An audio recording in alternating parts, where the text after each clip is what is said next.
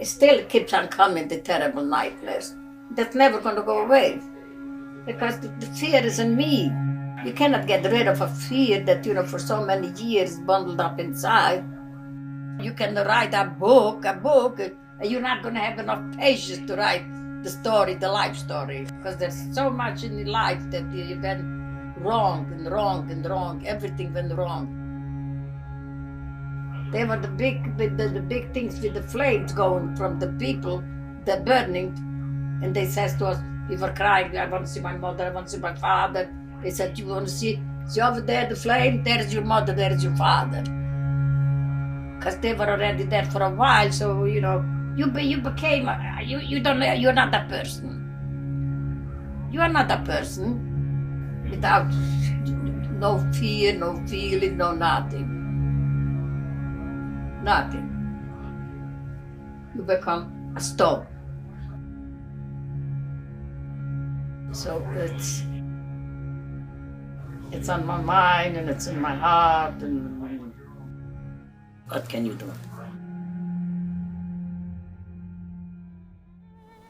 That voice was my bubby. That's the Yiddish word for grandma. Her name was Magda. She was a lover of learning, dancing, and chocolates. Once in the 50s, she worked at a candy factory where she sat at a conveyor belt, putting chocolates in boxes, I Love Lucy style. She ate so many, she got sick, but she still made sure to sneak some home to her children. Later in life, when she worked at a Burger King, she took home toys for her grandchildren. That's how I got my gold Pokemon cards. We were always incredibly close, and so she was always honest with me. She told me her story for the first time when I was reading Night in 7th grade. My grandpa was furious. He thought telling your story only brought pain, and so he never spoke of his life.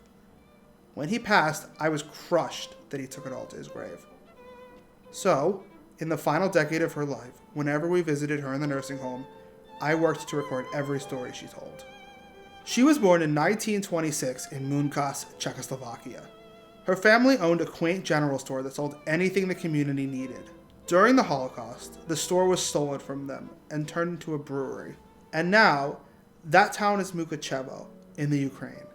If the store still exists, it would be near impossible to find, especially now with the war raging. We want to believe that what we build on this earth will exist forever. But the truth is, it likely won't. The world forgets. It builds over the past. My bubby died in 2020 of COVID at the age of 93. Most of the places she lived are already gone. What is not gone yet is her story. That is my family's legacy, and this is my way to honor her. The film, set in the late 40s over the course of one night, tells the story of Magda when she was pregnant with her first child.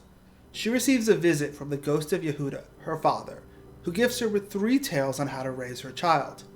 I believe we all feel, at some point in our lives, that we live in a world we were not prepared for, no matter how much our parents taught us. This was especially true for Magda, who lost nearly everything at the age of 16.